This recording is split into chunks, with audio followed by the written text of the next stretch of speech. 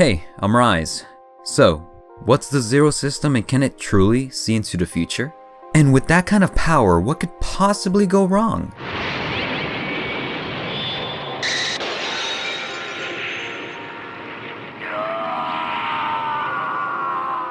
Oh, yeah. Huh. Well, the Zero, or Zoning and Emotional Range Emitted System, is an extremely powerful program found within the After Colony timeline, allowing a mobile suit to become an extension to its pilot, having both amazing benefits yet also disastrous possibilities. Making its appearance during the latter half of Operation Meteor, it is equipped to the Wing Zero while also having an identical variant on the Epion. This interface connects the pilot's brain to the vast amount of data found within the mobile suit's onboard computer, increasing their own reflex and awareness, as they no longer only need to rely on their eyes and ears during combat. Misconception would cause one to believe that this system has the ability to see into the future, but that isn't the case. In reality, it simply gives the pilot all probabilities within combat, allowing them to choose the actions which best fit their goals, meaning that it's completely dependent on the pilot's own talent and the exact target of what they want. Because in the end, it's all up to the user to make the choices they see fit. It's a tactical program. It won't take into account civilians and allies unless the pilot guides it to. In a way, the pilot is the heart and soul of this cold and efficient machine. They are the conscience. It won't simply point out the best option for victory, but the best option for how to obtain that victory, which again will correlate with the goals of the pilot. To give an example of how it works, the pilot is able to know the results of his actions before they make them, being able to hit and or dodge an enemy with almost flawless precision. Although, considering the durable armor the Gundams possess, they don't really need to dodge much when it comes to their timeline.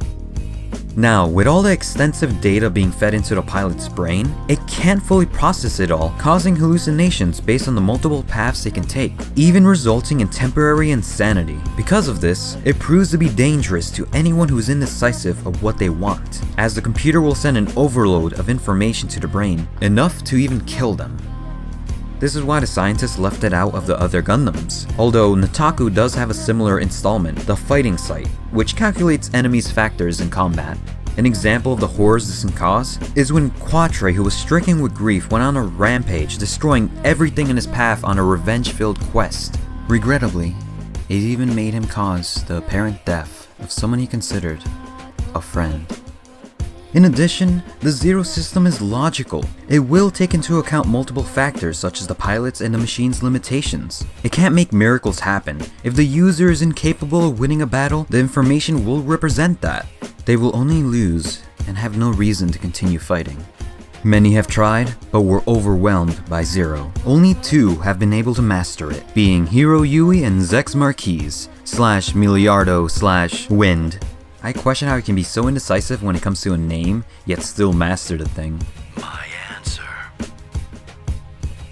is no. Oh well. Now, they have both shown that they truly wanted the same outcome. They wanted peace.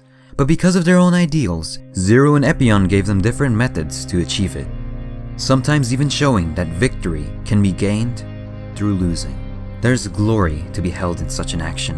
As the themes of the series showed, violence only begets more violence, and the only way to stop it is to end that cycle. Treize dreamed of peace, but it was his nature to love battle. Epion showed him what he wanted, that he needed to die so that no more lives would be taken. Zex realized this as well, that Hiro needed to live and that he didn't, launching himself straight forward into apparent oblivion to achieve that peace. Over time, it would seem as if Zero became semi-sentient by the events of Endless Waltz, trying to urge Hiro to use the Buster Rifle even though he refused to in the battle against Ufe. In its final acts, it awakens to fulfill what Hiro really wanted, to stop fighting. And in that goal, Zero only needed to fight one last time.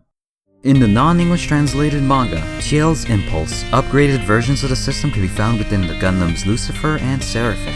Lucifer having the 2.0, which was an overall increase in both positives and negatives of the original, where instead of just suggesting outcomes, the 2.0 would force the user to commit them.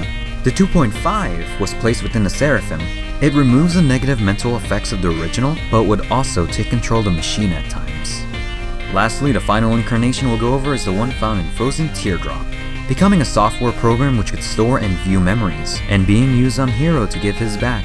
Finally, while active, it cuts off all outside communication with the user. And that's the Zero system. With great power comes endless possibilities.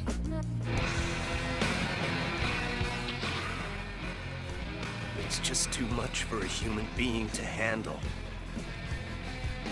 If anyone were capable of it, it'd be superior to the entire human race.